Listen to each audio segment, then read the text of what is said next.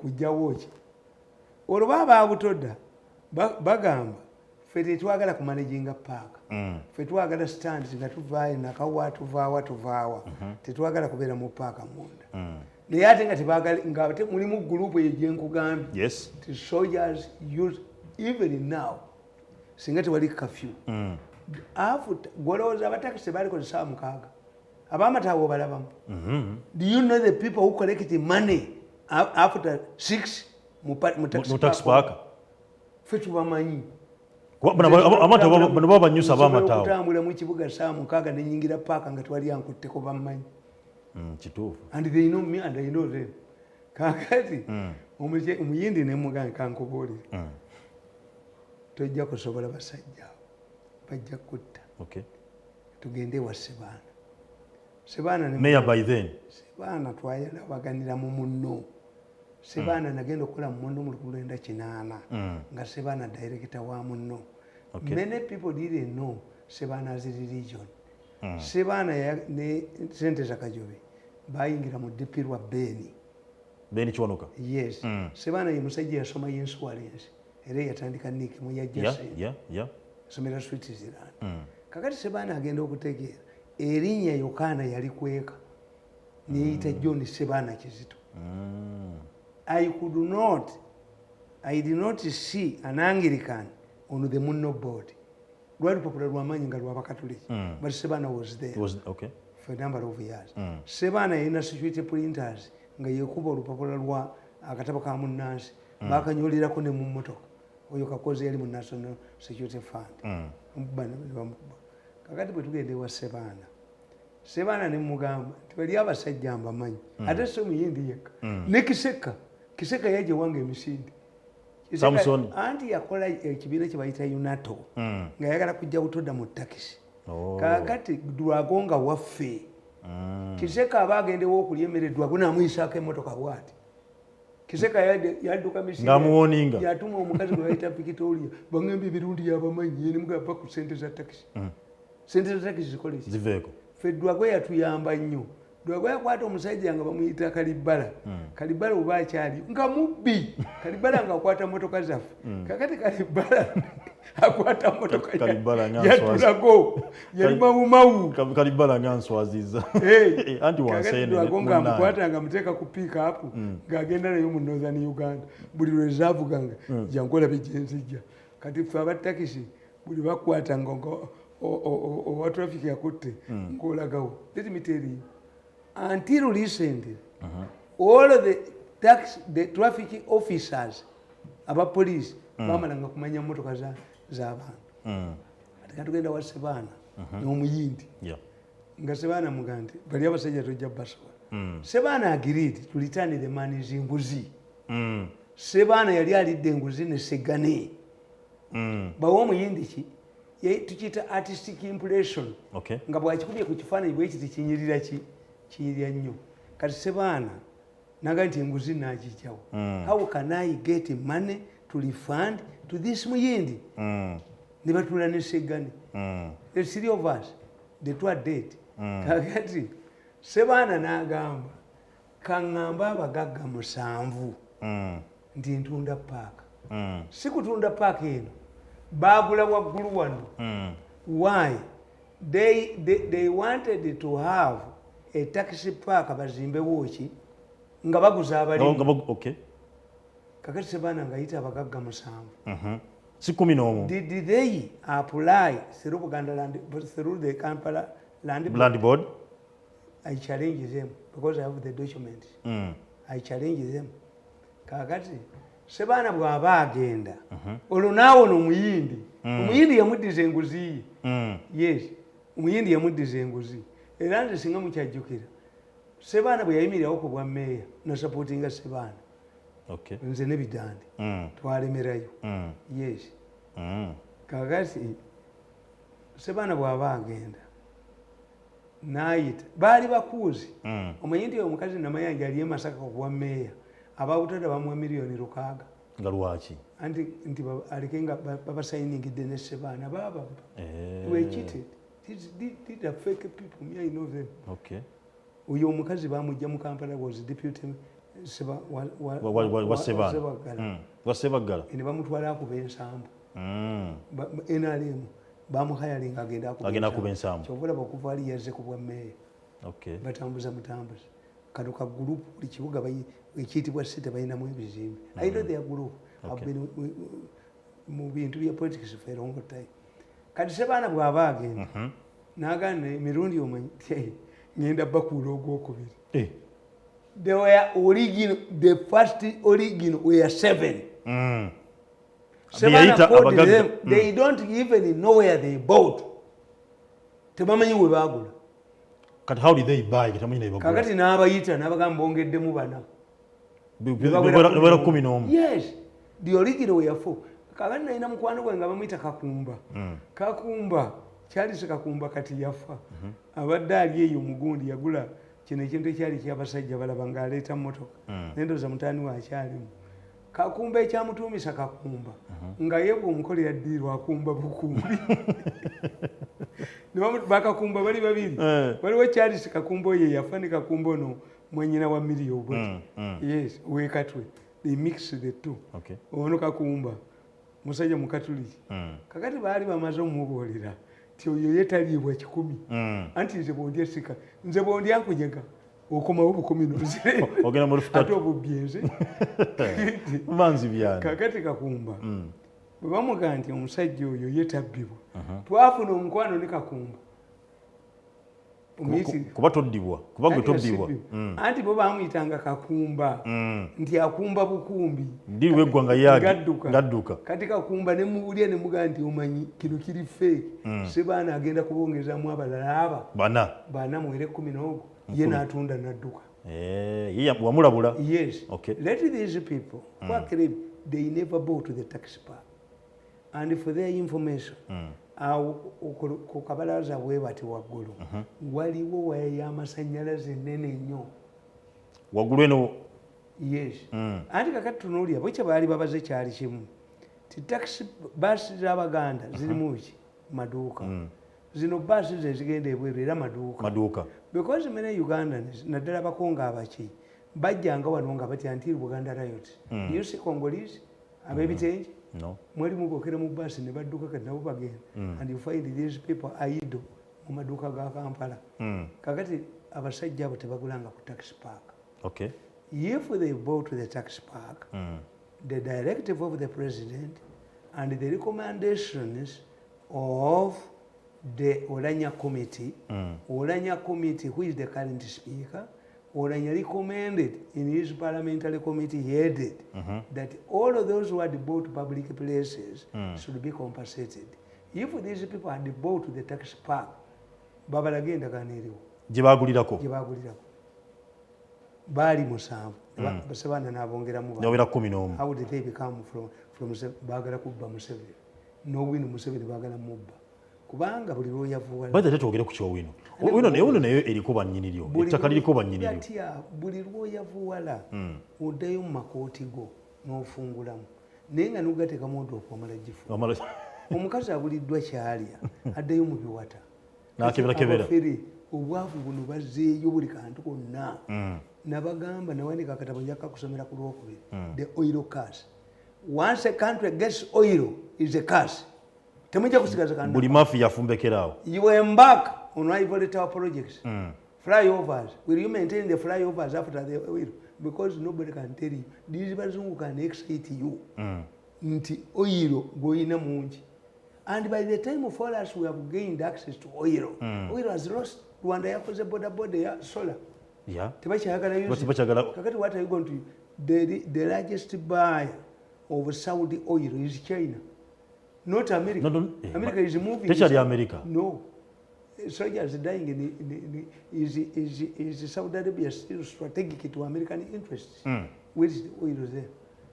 Tebachamulabawo. Okay. So for us we study. Tekakati bano babbi.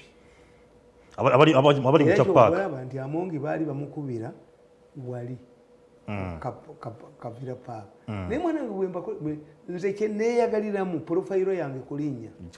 Kubanga abajje wange Miami kakati when this muzungu came to me running at home. We twamuleetera wano yali asuze wange. How much money does he have? Bia mu badda. ya sente zonna talina bazikola yadde ekikumi n'ebintu byonna batandise obitunda babimalawo talina anti baamuteeka ku marathon nti okuva mu 2014 ng'ali mu kkooti ne zimuggwako ate mwana wo tuweewuunyi nange am tired of seeing poor people okazzeemu era yes muleke kujjanga wange nga sente zibaweddeko nange bannange njagala sente bino byetwambala bino bigulwa sente wadde gubiyita bya shiriki gwene enkofiira omanyi bwegula eri eyinako omujungo omanyi bwegula kati eno gibuuza abagimanyi ate njibuuza bakabona bannange obuze sente n'abasangawa babuuze sente zegula oba bangi abagiina nolwekyo naffe we want money but me what I don't want is to buy me. Okay. When you come and we negotiate, I can tell you how to do these things. Kakati nkubuulira tikiriyo wakiwonoka is meeting this on Tuesday. They are liars. They don't know even where they bought. Okay. If they had bought the tax park, then bwecha banoonyamu banoonya kubba Museveni. Ne bwekibanga bukasa tunoonya compensation. Waliwo obuzibu buzetamula obuli mu expressway ya Kibuye Busega. Naye bali tuwaddi. Buliza, waliwo obuzibu buli mu Kibuye Busega Mpigi highway. Ne muleeta n'oleeta ebigaali ebisinga leerwe nti ogigaziye. Ffe kye tubuuza tulirya ddi? Ffe mutusasudde ki? That's why at times I lose my temper. Ffe mutuwadde ki? What have you given us? Okay. Mwebanyi. Aba bakoledde. Who have sustained you? Bakoledde government. Yes. Nakolera Museveni emyaka 10 gamba. What has he given me? Asante yakunda. Anti njagala mbuulire. Gwe weddamu dda. Ono omulenzi alya ssente zange buli kaseera. Ye tamanyi nti mukolimira bikolimiro bwe yalina. Gwe weddamu dda muzete wagamba asante yakunda ni mateke. Bakusasula ekyo. Kati I was watching the president last night. Before we go to the president, tugenda kudda mu second president speech. Ne before to go to the president. Mbale kyaga waliwo obuzibu obuli mu expressway gye bakola eri Kibuye Busega Mpigi expressway. Yunule mwennyini. Waliwo story gyengoberera ng'erimu era abennyini bamanya nti bagenda kukola expressway. Ne bateka okuteekawo ploti, bateekawo abantu bawesitiri ne bafune compensation. N'oluguudo okulupima. Kyobola Uganda tetambula.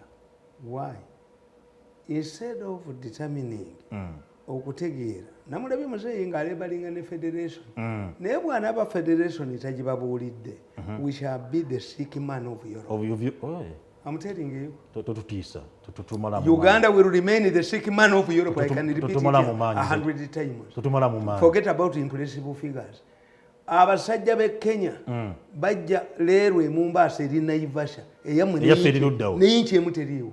Basaba emitwalo 4 n'eyinki emu teriiwo aga $1 buli kilomita emu. A man came here, a Muyindi came here, talked to the president. I was in a meeting. This is when I saw Museveni quarreling with the late Mulwana. Omusajja n'abagamba motoka zammwe 13,000 gavumenti ya Kenya ezigabidde gavumenti ya Southern Sudan kuba temusasula musolo. Kambakolere inland port ebintu byammwe mubijje Malaba. Naye nga nze mbibagirayo. Omusajja yampite Mombasa naŋŋamba ewammwe siridda. Bansaba $millions enguzi.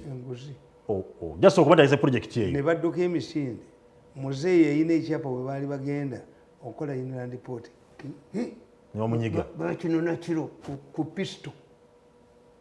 Inland port teriiwo. Kati you are talking about Katumba Wamala eye Busaabala. Buganda Land Board ebakanike. We would be having a land. Mwe mujja wensi. Nabaga nti mafia ya Uganda is very unique.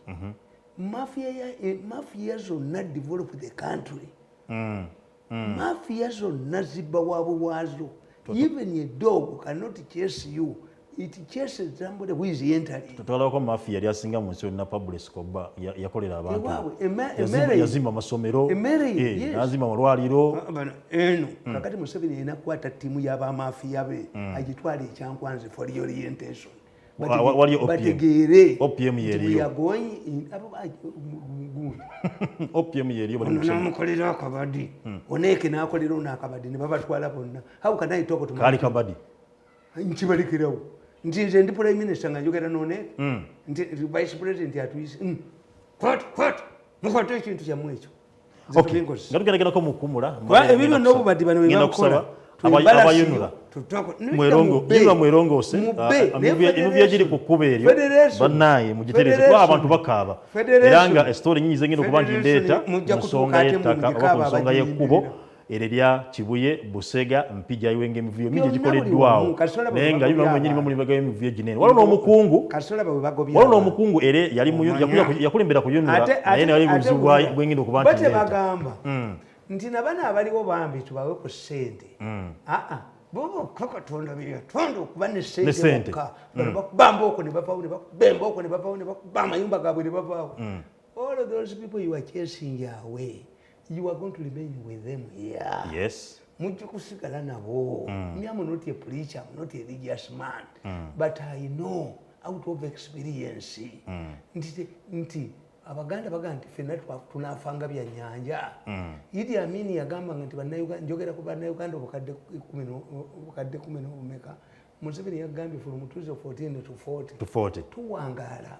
Bajja kubakwata kuba bafateyo babakwateyo babayuleyo babajjewo kale katugende tugenda mukumula ngenda kubanzamu okuba muli esente abalala bomugobembwa nga nkwe namba yange gisobola kuba nosindika message ne tubanga tukola ku nsonga yo eri 0701 379861 tayo ka WhatsApp nja kubanga saa zino obaka abantu bitawo benga muyisa benga tukonako katuve mukona tova ku TV tukomawo goba ache kunde ku TV ngo kyatugobera nsaba mukama berenga kwa mukyo sobola kuba nti oyagala era nga nyongera kubanga amajokiza mu abayino ensonga zonna bagalo kuba nti ensi etegere bagalo kuba nti mufuna obwenkanya muze tujja kuba tuzikonako ngenda kuba nsaba producer nga berenga mpa olumami gwe twakolako waneno Award Moses yaliko wiki wedi twayogerako wano nga yetaaga okuba nti afuna obuyambi yasabye obukadde 18 bulamba solo kuba nti ajjanjabwa kyadde kyali kimulya amagumba era nga kyakikutte okugulu konna okwa left nga kimukutte mu kiwato wonna wonna agenda okuba nti amagumba galiibwa naye omusaba okuba nti alongosebwa kubanga kino kyambuse waggulu ajja kuba obulamu muggwako era nga asaba mwenna bannayuganda ngenda soka nebaze mwenna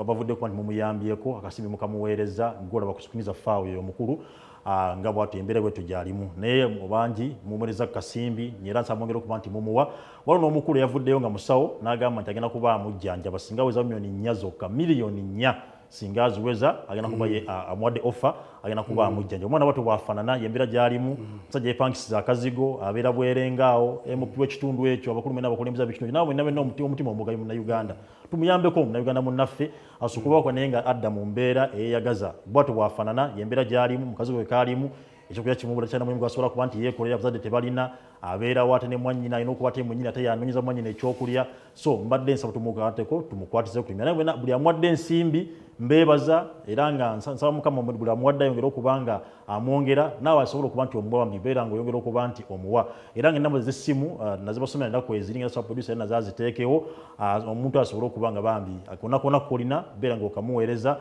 account number ye weeri agirina bulungi asobola okuba nga naye yeddaabulula yoyo omukulu Award Moses enamba zezo nga woziraba ziri mu mannya ge wamu ne sister we so kuba nti obaako nekyomuweereza nasobola okuba naye adda engulu milioni 4 zeetaaga essaawa zino okuba nti waliwo yamuwadde offer okuba nti amujjanjaba. That's what is important. Amanyi nabagamba nti waliwo abafuula obulwadde business. Yes. N'abeera n'ekyo ng'akisabirako ssente. 2 nti baddokita baffe ndowooza tebakkirizibwa kwogera oba naye n'okunoonya ebyokulya bwe bajja mu gavumenti ne babawo baddayirekita kugundi ebyo bakati abo bebafuna ku ssente. That's why even political science yafa Makerere tokyabalaba nga bali vibrant. Kakati endwadde ezo ezimu abasawo baawo ne baziwonya. Uganda eyina experts bayitirivu nnyo. Yes. I don't know whether he was here when I was explaining. Omu ku batwala ebizungirizi mu NASA munnayuganda musajja mukiga abagenda kuzimaazi ono Shakasali yali mujaasi wa Amini Sergeant si yali ku Voice of America. Yes. Ugandans our education eyonoonese bwonoonese nga bano bafunye okutwala abaana abaabwe ebweru but Uganda's standard of education yali high. okay mu region monna Tanzania yadda mu Luswahili Kenya ne bafuna ebizibu byabwe naye standard yawe neyabaminsane nabagamba ti abakatuliki abakristaayo n'abasiraamu mu 69 bwe baleeta yumeeya buli omu ng'ayagala kutudominate the civil service ekitegeeza bonna bamaintaininga high level of education standards kakati tulina abagezi bangi nabagaa nti mu famire yaffe batwala omwana muzzukulu waffe ng'amaaso naye dokita nga gwe balinde Nairobi mukyala akola Mengo is the best mu region ninga ate bamulindira Nairobi Mengo teyalinayo byuma her problem kimalamu amaanyi Mengo teriyo facility bavudde Uganda bagenze Nairobi ate nga balina munna Uganda naye mbagaa nti bidandi bamutwala South Africa n'asanga era bannayuganda nebamugamba nti eddagala libakuba lyaggwa ku mulembe munnayuganda nga yamugamba bwogenda nemugula nga ali Bungereza naye ngamba bwogenda Bungereza abasawo baexpert abasinga beera nga bannayuganda because of a high standard of good naye kati bwona omala okugamba ti Makerere University eriyo section for marks. Who is going to regard your university? No one. Kati baba bikola malisi yabo obwongo buno engala bisise jembe ekyo tezikitegeera ti like inother ebintu ebyo ngayo babikola bookya ennyumba nga bagenderedde mu nnya kakati nenkugamba nti abo basawo tobalabye aba kakati muli ku hubs. Yes. You are going back to hubs. Yes. Banamba tebayogera hubs nsomye mu monitor nga mulimu omusajja akootinze Serwadda Emine Serwadda nti ayogera ne Muwanga Kivumbi nti bali ku bya shiriki batya shiriki. Why do you fear shiriki nga togimanyi? Kati gwe nenkofera yange omanya mukulu gaayo sigimanyi shiriki bwe kiri. Yes. Kati yo wa shiriki hagimanyi nti oyo mu bitiibwa byaffe oyo ali ku level ya bwete ngaranka z'amagi. Kakati olw'oku abaddugavu bakkiriza mu shiriki nabagamba nti tukolewo enkole olunaku lumu faaza aggalewo ekereziya ku Christmas agambe nti abasajja muggyeko essaati atalina musala afulume alabe abasigalamu. Agenda okubatiza abaana abagambe timuggyemu nnappi atalina amuzizi gwe mbatiza avaawo tabatiziza. Leka naawe nkubuuliza tifaaza mu bakatuliki atambuza sapule asooka akebereko mu bitanda munda omutali bigali omutali bibbo byabalongo. Abalongo twabakoze kizungu ng'ekiro mwasuze mu Wemula abalongo baba Wemula shouting absolutely. So an African this is a foreign religion. Jemuyita shiriki is intertwined with our tradition. Nabali babiina genda ku Sheraton olabe kulifu tebakuliko namba 13 12A 12B 14 bakiti bayina 13 nabagani mutunuulire pork beef mutton lwaki goat meat abangeze tebalya mbuzi ya kisirani teina linnya teri nseta ina kalicha buli ina kalicha yayo. But the Africans gods are fair unless I'm aggrieved sisobola kuloga muntu nebimukwata omwana kuba na busuna naku nga yayina kye yakola. African gods are very fair.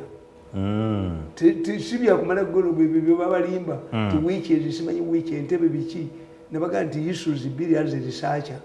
One lwaki buli omu aleeta nepotism the poison sky in government kivuga abuma yetoloze babe kambere nabange. Yes. Omukyalo omuyanga nti tubeera na Mande cabinet yatuyamba mu 7 tutuulayo ku Mande omusiramu bannasiibye abasiramu ffe tumugamba nti nasiibye tuba tusibye ku Mande mbere ya State House nebyo tutambula eggwanga lwetu bilitambula malisi kubanga ndebya awandiika mugundi mu monitor nga exciting. Why do you fear something you don't know?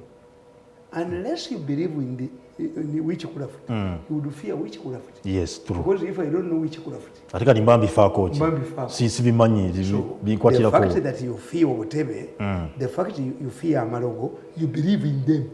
Okay.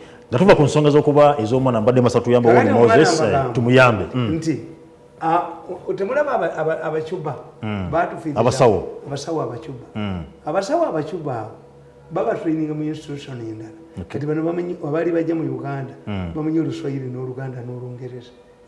They are trained for export for African consumption. Babayigiriza ennimi ezaawo ezaffe ezaawo. Abaganda be bayita abalongo biraba. It's a skin disease. Cured by doctors. Abalongo babawunya. Abaganda be bayita abalongo. Kasooka ka sport bwe nekakulya body omubiri gwonna. It is a disease that is cured by Cuban doctors. Ne bano baategeera with the presence of Cuban doctors bajja kutta bantu. Organic case ejja kuba efudde. Yes. Organic case ejja kuba. Era nawulidde ekigwagwa ekyogera ku CBS. Lawyer omutandaka ategeezezza nti abasawo bwe bajjamu ekitundu ekimu eky'omuntu bakiwa omulala akyali omulamu ogwo teguba musango. You are stupid, you are an idiot. Ekyo si kye twogerako. Yes. If these people want organs from dead people, do we digest more deaths than the Chinese? Why should Chinese come here to buy organs? To buy organs. Do we digest more deaths than the Pakistanis? No. Why should Mr. Amulan come here to buy organs? Why should the Chinese come here to buy organs? Kitegeeza ebyammwe babibakuulamu muli balamu. Because if they are looking for dead things, mwe si mwe mufa olunaku okusinga abakyayina. What's your population? Nokiroba n'engalabi yakyo. You are missing a point. This is not what we're talking about. The parliament is bringing a law.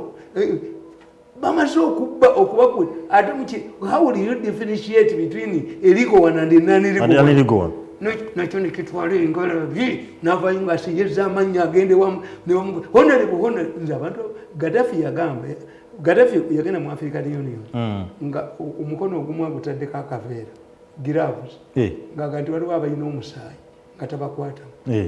Waliwo ayogera ekintu ne bwaba honorable nze nze sisituka. Lwaki? Nsitukira bwongo bw'oba wayogerako ekyobusiru mba nakugjayo. Weewaawo. Enough of that case tugivaako ngenda kubaira nga n'ensonga y'omukulu David Connell ey'omusajja omuzungu oyo ensonga tulina tuzigoberera ffe wano ng'e program Embuga paka keesi weeneggwa tujja tufuna details nga tuzibaleetera paka keesi weeneggwa era nga bwetambula judiciary mukolo gwammwe ne mukole mazima n'obwenkanya. Destroy every institution. When a government, when I look at the president is a highly intelligent man. Now let's focus on the president. He said he follows intelligence reports. Yes. There was no way Kirevu would be killed without revelations from the Katumba attempted assassinations. But the problem is not whether Kirevu was involved or not. The moral aspect, how did he find his death? Okumujja wali ng'abaana balaba. How painful is that? Kyembuulira bano abatta enkoko ne mbaga nti basajja mmwe muli babi nnyo. Enkoko n'ogijja nga mugisalira wano nga ne ziri ziraba. This is the moral aspect. Two, nti taking them to court. Kakati ekitegeeza nti Wembule is at play. Nti government has been cornered. Nti egy'obwesige mu judiciary. Kuba babata. Bebakwata babata. Yes. They have a lot of money. Baloya ne bajingajinga emisango. Olwa society. Era tuzeeyo ku judiciary nti obufu buva. Yes. Paulo Muwanga yagula kayondo bukadaaga asatu amuwoleze mu kooti. Kayondo n'anzirya. Kayondo nanga mwana nkuboli sobola kunyimirira ntya mu kooti mpoleze Paulo Muwanga. These lawyers but waliwo batawoleza. The judges is waliwo kyemu uniting. Naye ne ba judges balina problems bbiri. One, okay, bali assent. Two, baavu. Two, tebafuna musaala. Amasimu. Omuntu neeyita Museveni. Tuvudde mu State House. Three, nti poliisi ebuuliza bubi emisango egitte. Mzee Tamale muntu byogedde one ogamba in the problems enda bakati ziri 3 bavu which means they are underpaid. They are underpaid. Are they going to be the last judges in their families? Bo ekyokubiri ogambye ntife tujja kukkiriza onjoge nga buli kasente kange bampa katwala abaana bange banoonyeze n'ababaakalu. Is that what you believe? Mzee Tamale olunaku lumu olinda obako mulenzi gwe nga nza okufukamirira. You are undermining my family. What you are saying, the Mirundi family will never get an intelligent man like me. How long will we eat my money? Ekyokubiri ogambye bafuna amasimu okuva mu State House, which means there is what state interference mu nsonga z'emisango. Yes. Kakati kyenkubuulira nti government bw'eba etandise egundi okutta anyhow. President yavudde n'abeera nga yasupportinze sekito okuba nti nno Kirevu yakubiddwa amasasi. The issues are raised is a moralistic issue. Kirevu, was he given time to defend himself? How is this boy likely to be in the future? If Kirevu's level, taweebwa justice nti agende ennyonnyoleka nemugamba yaba justice. Yes. Lwaki yona I think we are not supporting but the moral aspect. Nti ekisajja baali bakiyita kiwana kyakwata omusajja ne mukazi we bwe kirepinga omukazi bwe kikuba omusajja paka lwekyamutta naye omusajja ali mundu ebannamutwalira enkoko kyali kigenza okubba nakikuba esasi mutu nakyongere ddala. How are you human? You rape a woman, you better her husband. Ayi bakikuba kikiwana bakikuba ne bakitta ebyo byetujja okujjayo amagumba ga bitugookye ensi abakola ebikolo katulireetinge nti omwana ono yatunde kitaawe ng'akubwa amasasi. Let's relate. Kirevu, Mr. Tamale, Kirevu akubiddwa amasasi. Waliwo yavaayo n'agamba open nti nze nali nzita abantu ne babambwa mulimu kukolera Yesu. Kati bibala yakuba abeena alimu entungamu kati RDC yava wasale kati sazino RDC nagende wambabazi bamukolera embaga nnene nnyo nibe yakuba bamanyo gawandukamu. Kati how fair Kirevu agenze ono yapulidinga nti nze balisa abantu akolera ali mu government gyakolera yakuba abantu kana yali mu RDC. President statement yakoze okuba nti support security. We don't condone. Yeah, we don't. Yes, we don't. Yes, we don't. Naye the way etambiro tisobola kubeera mu bantu etambiro killing ng'abaana balaba you are going to develop to create to nurture more radical people. Oyo omwana kati yafu omutima gwafudde takyana kyeyeeguya tayina omutima gwamaze okuba nti gwonoona era kati asobola okuba nti akola ekintu kyonna asobola okuba nti akola ekintu kyonna kyetaagisa okuba nti akola. So tugende maaso n'okwogera kwa president kwe badde ayogera security yagambye baweekinze up. Police it is woken up. Security tulisa security rapporteurs tewali muntu abeera ku buliizi saawa zonna ekyo tekiriiyo. Me I normally wake up at night n'abaserikale nabo beebaka bwe kituufu nabo bantu agamba nti bo si bantu asiiba akola emisana nadda ekiro era kyobulaba aba basekyuliku musajja batwava eno n'agenda eno kuba ayagala gatta busente. Nobody can be on alert 24 hours. True. So like naye abamanyi ne muzeyi naye abakulisaizinga amanyi nti these are human beings. Yeah, they are human beings. That's why he adds when they wake up they operate. Yes. Nabano nabo bennyini ba terrorist gwogamba nti enkya bakomawo waliwo ababbi abakomawo enkya kujjako abo ebijambi abayogeranga nti enkya tugenda kudda tujja kujja ne bajja nabo bamala kupulaninga nti mission ng'eyo eyokolaki naye what is striking nti bwe bakuba ebifaananyi nti ono yeetaagibwa omubukedde tekuliiko ssente lwaki tembateekako ssente ti amulabako ekirabo kyekino nti kakati omusajja oli yali azaala matovu omulamuzi azaala matovu omulamuzi kakati omulamuzi azaala matovu yamuwa ennyumba kitawe yali jjaaji bakwatiramu nga manufacturing emmundu matovu bamukwata why do you pursue bagemereza family ova omwana ono manyi abaana bange bye bakola kati oyo bwe yali ajoyininga NRM bwe yali ajoyininga UFDC manya NUP namubuulira omwana wa Nyerere baamugana trust today can I join opposition tewali asobola kukkiriza tewali they cannot ne bambabazi bye bibakubye ne babidande ne baani wagamba Museveni mubi ate wodda how has Museveni changed from the original Museveni gwe waddukako who required to be removed toyina political clout era nze nkwata bintu byange nengende waffe nenkuba amatafaali nogamba nkivuddemu sijja kufukamirako nze Tamale issue ya security watuwa wano watuwa holomax nogamba nti otujju amundu group yonna ekola obutujju ebaako ne holomax gyereka tudde ku nsonga ya bomu zino ezabaddewo mu ggwanga ebiseera twatandika na baasi kati zino ezibwatuse osuubira gavumenti egamba emphasis ku ADF islamic state yavudde neyewaana nti yakikoze kugaye nti bali ebyo bakayalinga okutta a woman a bodaboda and obanga wakutano wale wakubeka holomax y'omukazi mweri toza hayadi service nti gundi eyo no ADF ina wingi ey'abatemu babagula ne babawa sente have survived it twice eyo wingi bagiina kakati bw'otunuulira eno ayira okwata iti nti secretary of state wa America ajja Kenya wanti ajja kujjawo agenda Kenya ajja mu Africa ne Kenya okukomera baali sumulo bekiri abatujju ne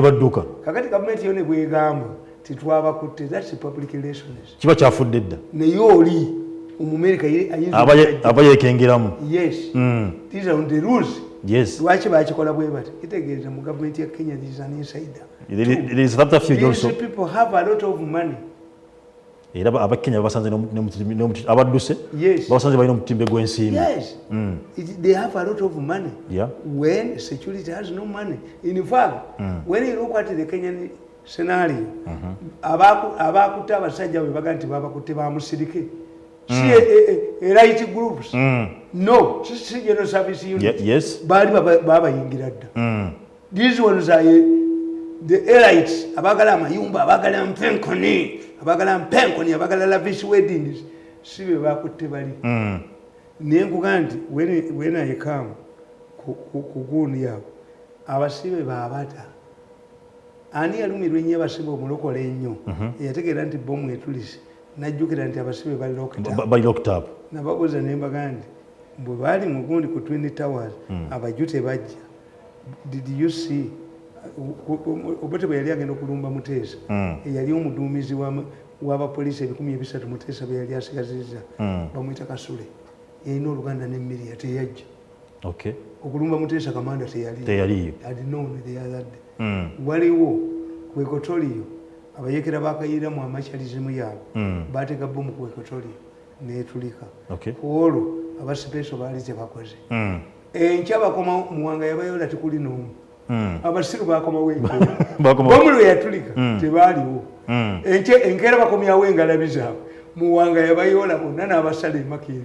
How did you detect that a bomb was going to explode here? So, but I agree with the president. Nti bana babadde bakubye bonna babadde ba counter insurgency. Nti bakola RP bakola etteso bawambe government bakomewo. Bakoni babadde bagala kuwamba government. Bano bonna babadde bagala kuwavuma. But this is urban terrorism. Adamuze yagenze n'agamba nti mu byalo tubagobyeyo. Kati omanyi kye bugenda okukola. Omanyi abo abasajja kye bagenda okukola. Bajja kulumbako mu kyalo. Bagendeko mu kyalo. Bamulage nti buli kyakoonako kibamulaga nti waliwo ebituli. Anti baba bamulaba. Baba mufollowing ekitegeeza. Bamulaba. Bagendako mu kyalo. Bamulage nti baba mulaba kituleka wange eggwanga bino muzee Tamale. Terrorism tewali aginako solution. Yes. Nze nabaga nti ekimirente covid alidde abanene bonna mu Europe.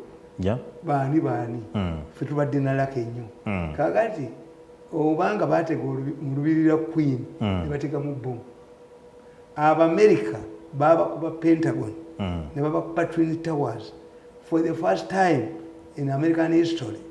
Both the president and his vice president were under the bunker. Nenyenyezi abwezimu bazekubira. Endani bazikazi ku Canada. Yes. Nengo abana bali bameka. Bali babiri basatu. Basatu. Yeah. Who put America on his knees? What was your national of America Mugondi? Mu convention? Yes. So terrorism, alinga mayembe. Togalabako. Tewali ayina solution. Ate abantu kakati nti tumaze ebbanga ddene nga twabonaabona abantu basula ebweru. Kati bannayuganda mwanange bomu bwetuli kati badduka kugenda. Bagenda kulaba crime of scene kulaba ki ekibadde. Naye ekyattisa bano ba firefighters ku Gundi ku Twin Towers baleka bomu ennyonyi za jeesi. Kati ennyonyi yasooka bagiyita accident ne ba firefighters kakaaga eyokubiri ne bagaliramu. That's why police yatugambye nti singa bomu betulise tetupagenda crime of scene kubanga wasobola okubaawo endala. Abo bali it would be not nati kati ejja kufuuka police state. Naye tulina okuteeka kati omusaayi omungi malwaliro. Tulina okubeera ne 99 etali y'abano we ambulance. Tulina okutraininga forensic experts. Tulina okufuna gundi sniffer dogs. Mzee Tamale, waliwo ebiwanuuzo ebiri mu society mu bantu wansi nti osanga interview zetweyimbyemu ng'eggwanga ffe tuli mu Central African Republic, ffe tuli Somalia, ffe tutereza Congo, byetutedde bino okuba nti batukuba wano essaawa zino. Yes, but how would you say?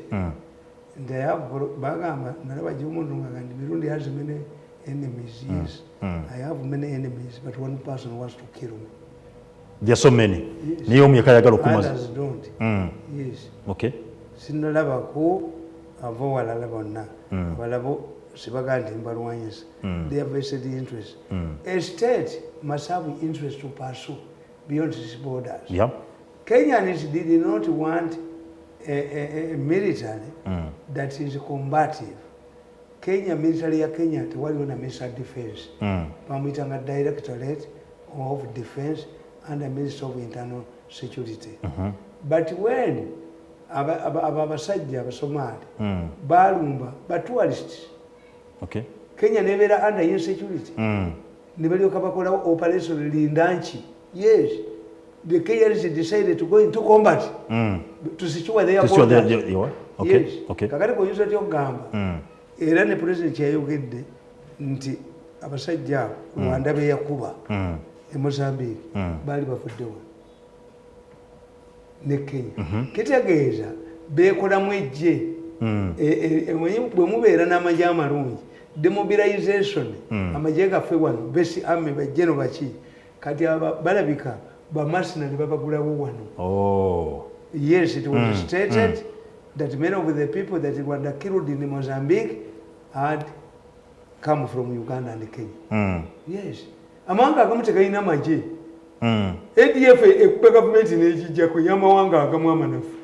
Nti it has bases in Congo, it can train, kakati bali ku wanted ekitatabala kyekitanaasigadde. And when the Bosoma terrorist organizations, variable groups, when a rebel group or a terrorist organization does not have any chance of capturing the power, it becomes violent.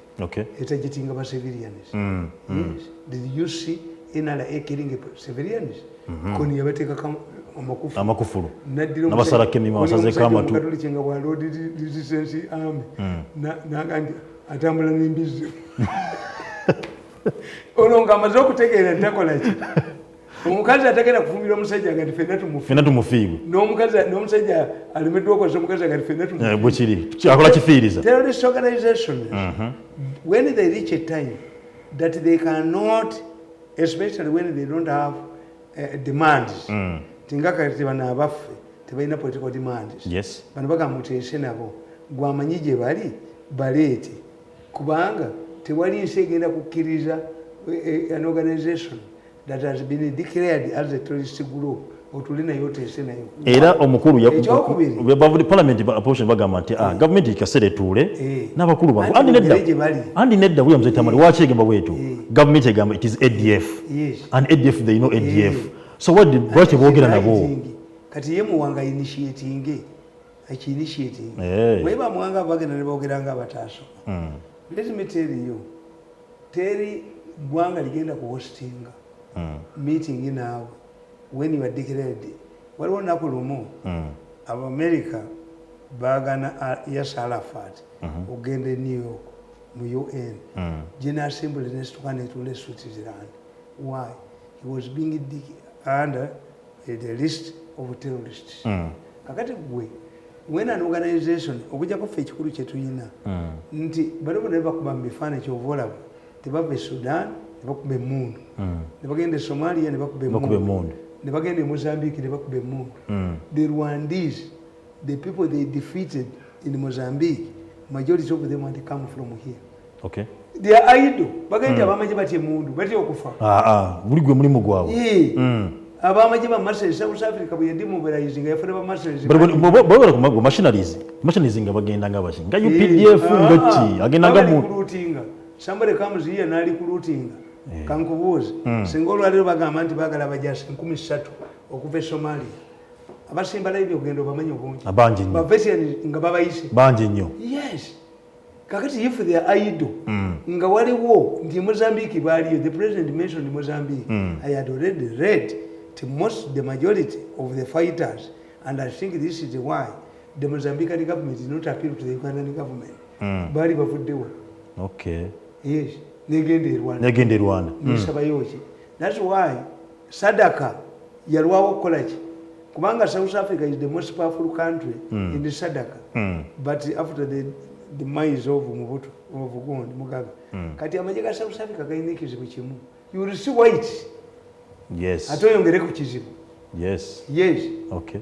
The South Africa bwereta amaje mujja kulaba baberu abache yavumanga Mandela nti you will puppet you were running a white country you will puppet you have nze ndi Nigeria ndina baddu bafubeere you will puppet banga kakati kitegeeza ati government muleme giteka ku pressure Mzee Tamale Dr. Kiza Besije yavudde nayogera nabera critically clear nti bino ebikolebwa bomu zino ezikuba bili state engineer bomu state engineer nti security yemenyini yebikola okuba nti efuna budget okuva president bwotegeera nti gwe buli lwovuma balakuba lwaki tolekayo omuvuma if it is state managed those it takes two to tango let basically convince those who are planting bombs nti why omusajja mumuyamba okulemera mu buyinza muziveeko.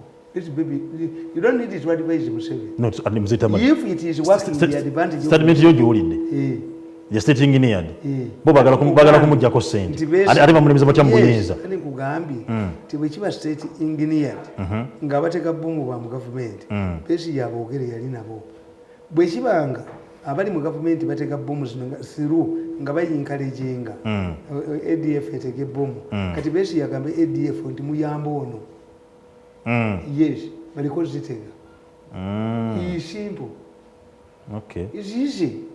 Singa kankubulire singa omusajja aba mutamivu nga bwanya omwenge akuba mukazi we it would be better omukazi ono ogenda nagamba atunda omwenge ti maama bwabanga abadde anywa mini naabe yawala baba nkwegayiridde ajja n'atutawanya muwe tomuwa kinene. The moment I know this government is using ADF as a proxy to get money from Museveni, then as Besigye, I tell ADF don't accept it to be used.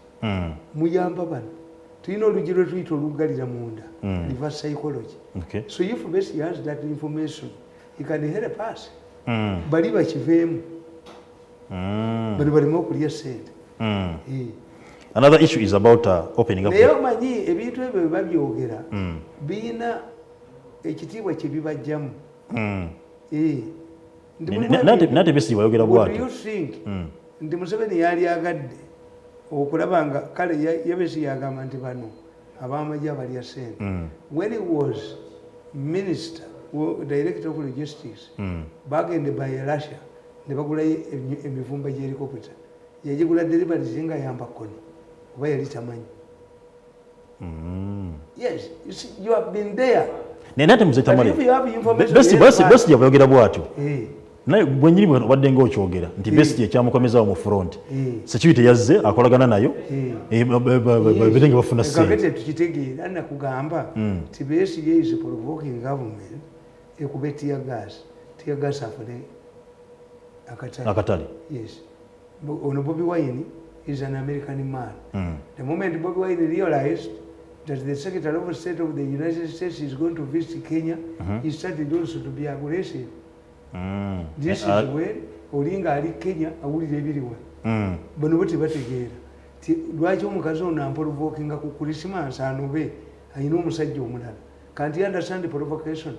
If Bobi Wine is the leader of opposition agenze ku mukolo gwa MP omuganira ki, why do you stop him? Nabo bayina the amateurs. Okay. Nti provocation njitegeera nti these people have fought to me nabala bango mwagamba munne nti Mirundi takwatika kumusiba mu komera alinga kakapa yes, because I don't know, I cannot surrender myself to my enemies. That's why I'm highly disciplined. Okay.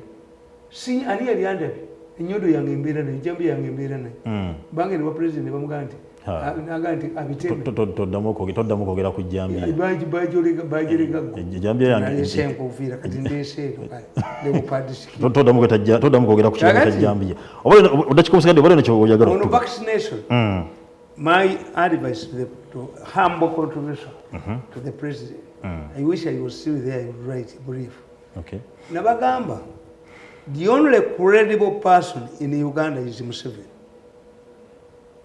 Kubanga yitanalibwa sente kale bamubba yitanalibwa kati iyo statement yakoze ku vaccination bali digitalizeemu advert oba gisasulidde oba tagisasulidde naye nga buli luvannyuma amawulire ayogera ng'erina okubanga etambula. Yes, babawe ssente naye olunaavayo nannyini nsi ng'aziyolawo badde obugamba nakano omanya ako ke kasinga obubi ako kano naye bali kavumbagira ako buli weekali kakati eyo design message Museveni gye yakoze ku vaccination baali badde bagijjamu advert nga bonna kakati kalisa agenda kuvaayo mbu yakolera gundi yamanyi yeye olwo beekuŋŋaanye bali sente zonna bazibbe ne bulediyo bw'omukyalo babubbe.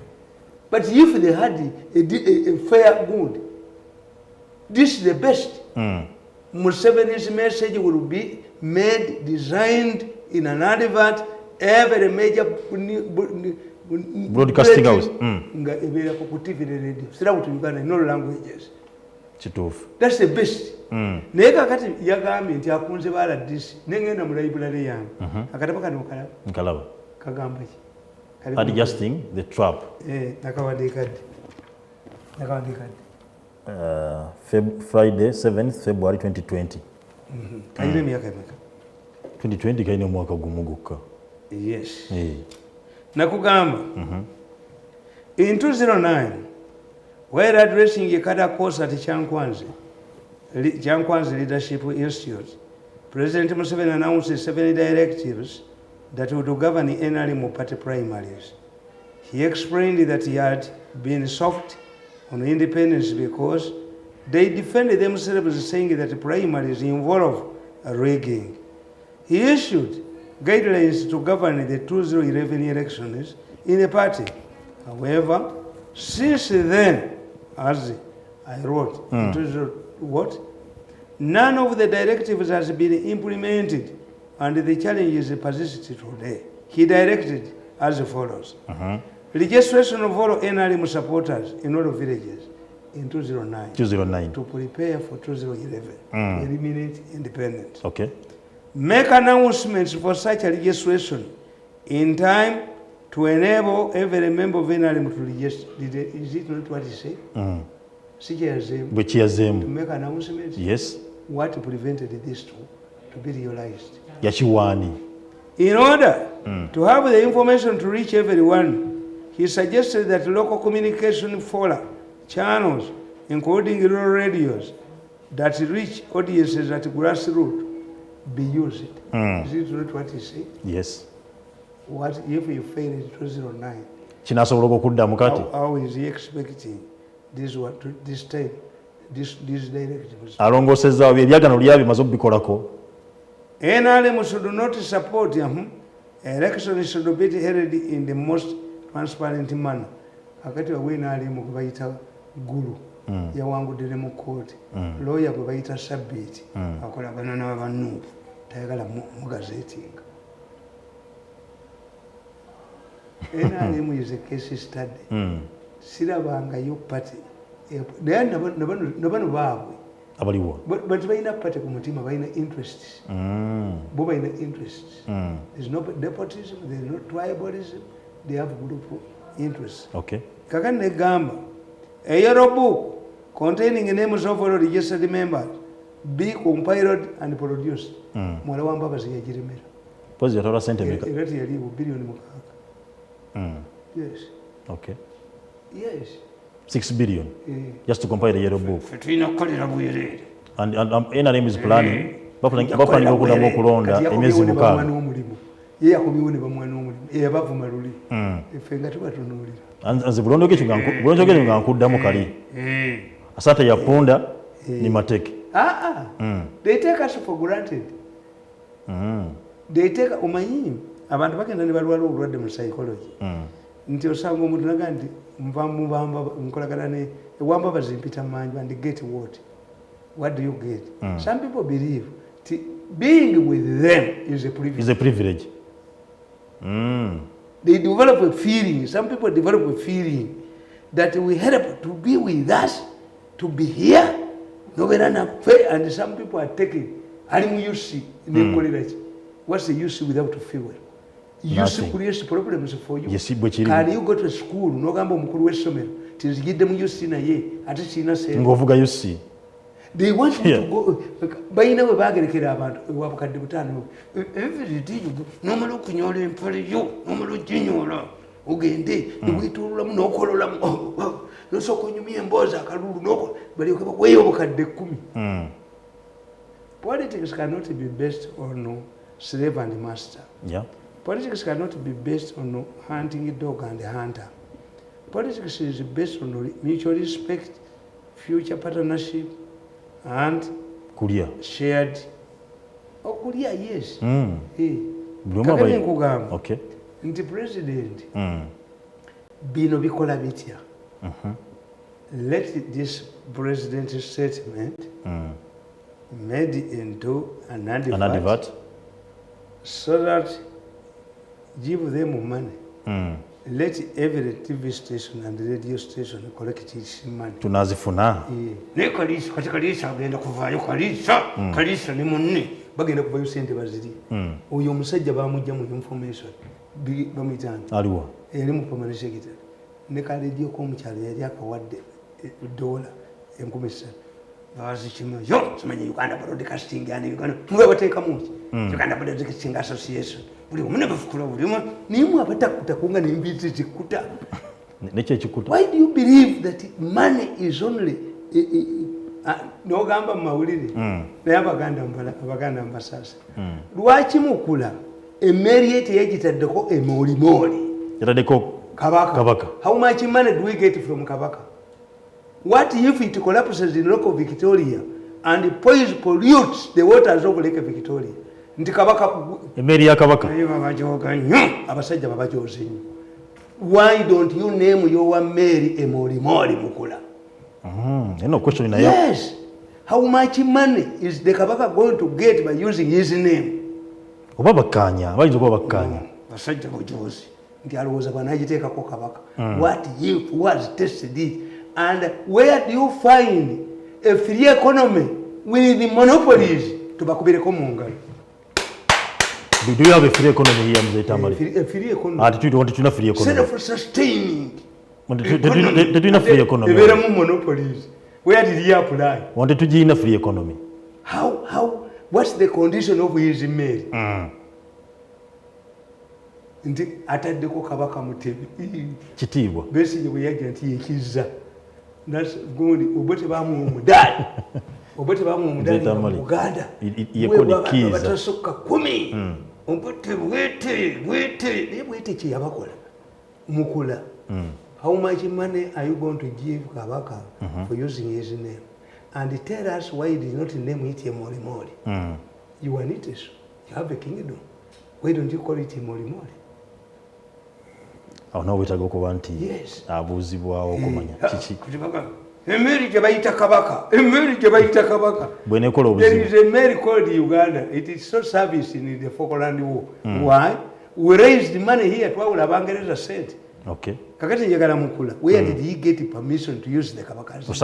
And what if that Chimeri collapses like the other? Ni Kabaka tanava kuti akleni. Bazo kuba kibakanya. Ati yaduse billion zi. Aduse. Kalakita ya mukulu ojiteka kerinnya lya Kabaka go. Ngabakubuza kalakita ya mukulu. Kalakita ya mukulu sinungi. Kalakita ya mukulu ojiteka kerinnya. Sinungi kalakita. Kani mukulu azi kalakita associate ne gundi. Ne Kabaka. Yakugandi Museveni yagala kunsiba kubanga ngenda muvuganya. Ate n'agenda ate ne bamuwa. Kuga NRM abo beeyagala. Yes. NRM tugenda mu by-election. Beeyagala. Ekyo ne bazina bantu bapendula. Enkyeni badda. But you don't have political value. Tugenda mu by-elections egundi Kayunga. Era UP is claiming NRM taliso kuba nti nno. Oyinayo gundi endala. Time ogambye eti. Tulina dakiika 3. Kubanga mu monitor muno ndabyemu endabye story ya Lumumba ndoza tunajogera nabaga nti Lumumba is the best secretary general we have ever had. Tubajja kuddamu kufuna mulala oleka nawe nkugamba nabagamba wano in fact the basoka have a problem with that nkugamba sadly Lumumba is not politically ambitious. She does not need to use the party structures to become president of Uganda. If one wants to use that post to achieve other things, he or she is bound to fail. The reasons are many. One, the leader in charge monitors everybody. Nalimba buli Lumumba. Nemba gamba nti abasoga bokka ba secretary general bonna. Nabagamba nti the first point about Lumumba is that she has not been captured by the local mafia or any institution. This is the problem with the Baganda politicians. Boba Bawamba. Bondi ye chendowooza nti Lumumba yalowooza nti agenda kufuuka prime minister. N'aleka kino. Okay. But you cannot get a best secretary general. The first secretary general Kakonge fell out with Obote. The second secretary general of the ruling party, Kulesi Ibingira, had the top of Obote. The third secretary general of the party, Felix Onama, connived with Idi Amin, top of the Obote. Is only Rwanda Kirunda who never contemplated overthrowing Obote. Okay. Mbaba Zolo must through his boss, overthrow his boss. Unomukazi yalita ina ambitions. Okay. Yalita ina. Because it is tempting. The chairman is not seen. Yes, Secretary General yakole emirimu egisinga. The chairman is not possible. Yes, Museveni talabo. Baba bagenda musaba sente n'abeeku. Secretary General yetololako ensonga. Takes charge. Yeah. Naye Lumumba yanyiiga. Bahayalinga abayiso bamuwuganire wali. Enambole. Nga Mole yankyagala. Mole yali mu State House. Kamukama. Mwana kino akyagala kamukama. Naye mmwe buli kamu mukalya. Bannange. Ali ludda waka. Omusajja. Mu byobufuzi Odekiyala yali asomesa ebyobufuzi n'atugamba. Olunaku lumu omuyizi yagenda n'embwa ye okuyigga. Kati ne batta Hoogo. Hoogo y'embizzi ey'omusiko ya nga tettika. Kakati embwa n'egenda Hoogo n'egirumaaluma.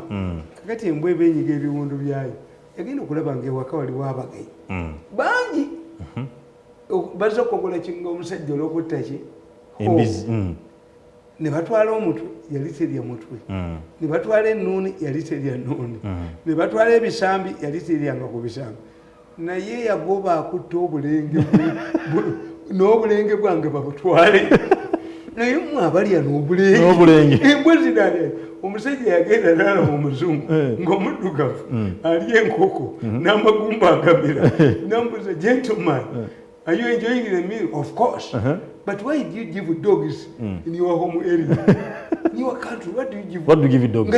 No magumba gonna no magumba gonna babala na police. Balyewa. Babala balyewa.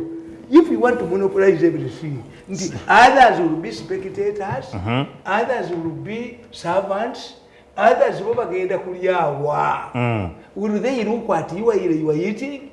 Sibochiri. Ndine mu buffet. Walisoose kulowooza nti baneezereyo ogwo okubiri naye yininga ekyaliwo abatannabi bolotanda bakulya weewaawo sigenda kubanga nsukano ngenda kuba mbeerekereza ojja batudda mukukolagane muzeyi Tamale olunaku lujja